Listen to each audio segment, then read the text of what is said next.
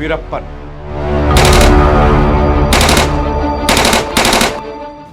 नाम सुनते ही दिल में झुर्रियोंदार चेहरा, लंबा कद, बड़ी बड़ी मूछें, छोटी आंखें, वो भी सुर्ख लाल, कंधे पर बंदूक, चंदन के जंगल और पीछे चलते करीब दर्जन भर लोगों की यादें उमड़ती हैं। इसके अलावा जब उस शख्स की कहानी सुनते हैं तो वो धुंधली सी तस्वीर और साफ हो जाती है। दक्षिण भारत के जंगल में वीरप्पन का इतना खौफ था कि जंगली जानवरों के गुजरने से पत्तियों में जो ससराहट होती थी तो लगता था वीरप्पन का गैंग आ गया।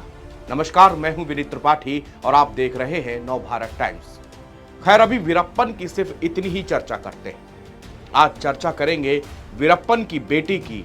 जी हां, वीरप्पन की बिटिया इस बार लोकसभा का चुनाव लड़ रही है। सोशल मीडिया पर सही और गलत की बहस छिड़ी हुई है। कोई कह रहा है कि हजारों हाथियों, सैकड़ों लोगों और सरकारी अधिकारियों के हत्यारे की बेटी अब न्याय की बात कर रही है। किसी का कहना है कि अगर किसी का पिता अपराधी था तो उसकी सजा उसके बच्चों को क्यों दी जाए। अगर वो सही मानसिकता के साथ समाज के उत्थान के लिए आगे आ रही है तो इसमें समस्या क्या है। व्यक्तिगत तौर पर मेरा भी मानना है कि किसी का पिता अगर दुर्दांत अपराधी था मगर उसके बच्चों ने सही रास्ते पे चलने का फैसला किया है तो समाज को आगे आना चाहिए। मगर हम सोशल मीडिया के बहस उन्हीं बुद्धिजीवियों के विवेक पर छोड़ देते हैं। हम सिर्फ फैक्ट्स की बात आज इस वीडियो में करेंगे। वीरप्पन की बेटी का नाम विद्या वीरप्पन है। हाल ही में बीजेपी से नाता तोड़ने के बाद विद्या रानी तमिलनाडु के कृष्णागिरी से तमिलर काची के टिकट पर चुनाव लड़ रही है। साल 2020 के जुलाई में उन्होंने बीजेपी ज्वाइन की थी। बीजेपी ने वीरप्पन की बेटी विद्या वीरप्पन को युवा मोर्चा का तमिलनाडु का नया उपाध्यक्ष बनाया था। 29 साल की विद्या लॉ ग्रेजुएट हैं और कृष्णागिरी में बच्चों के लिए स्कूल चलाती हैं। तमिलनाडु में सत्ता के लिए संघर्ष कर रही बीजेपी के लिए वीरप्पन नाम एक आकर्षक है, लेकिन विद्या के लिए यह सामाजिक सेवा है। विद्या कहती हैं कि मैं किसी भी विशेष समुदाय से संबंधित नहीं हूं, मैं मानवता में विश्वास रखती हूं। बीजेपी की बहुत खिलाफत हुई, कहा गया कि ऐसे अपराधी की लड़की को पार्टी ज्वाइन कराई गई, लेकिन 2024 लोकसभा चुनाव में विद्या वीरप्पन नाम तमिलर काची यानी कि एनटीके के टिकट पर चुनाव लड़ रही हैं। विद्या खुलकर अपने पिता पर बात करती है। वो बिल्कुल भी पिता के सवालों पर हिचकिचा नहीं रही। वो खुलकर कहती हैं कि ये जो मेरे पिता हैं वो मेरे आदर्श हैं।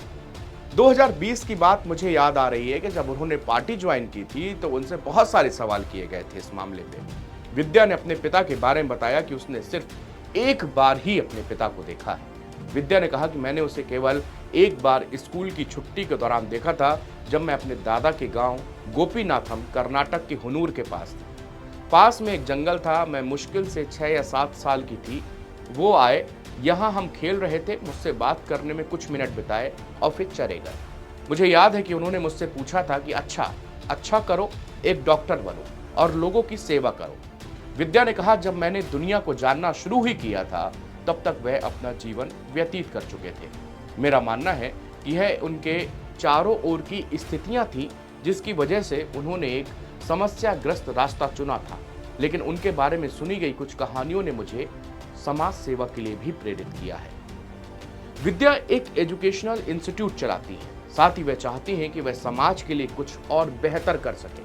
पिता वीरप्पन को लेकर उनका कहना है कि वह सिर्फ 14 साल की थी जब पिता का एनकाउंटर हुआ था। उनके लंबे समय तक यह कभी भी नहीं बताया गया कि असल में वो उनके पिता हैं। वह अपने नाना को ही अपना पिता समझती थी।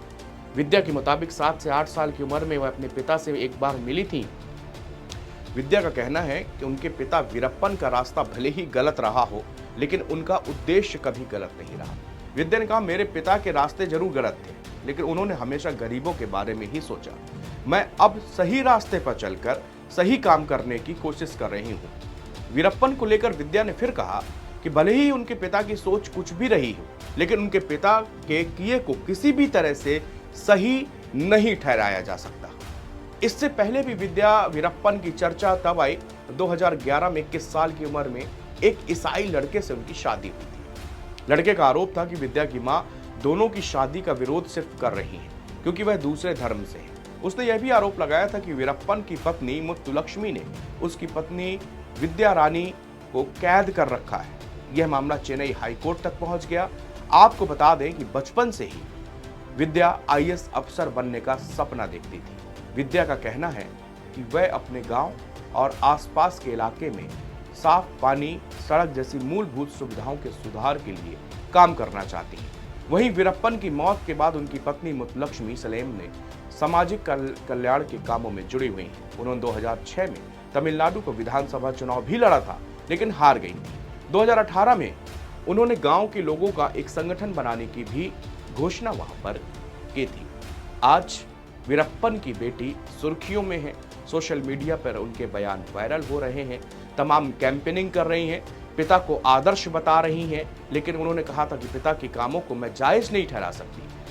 बुरा काम भले ही कितनी भी अच्छे कामों के लिए किया गया हो, वो बुरा ही काम होता है। वीरप्पन की बेटी की कहानी में आज इतना ही। फिर किसी कहानी, दिलचस्प किस्से के साथ मिलेंगे। तब तक के लिए नमस्कार।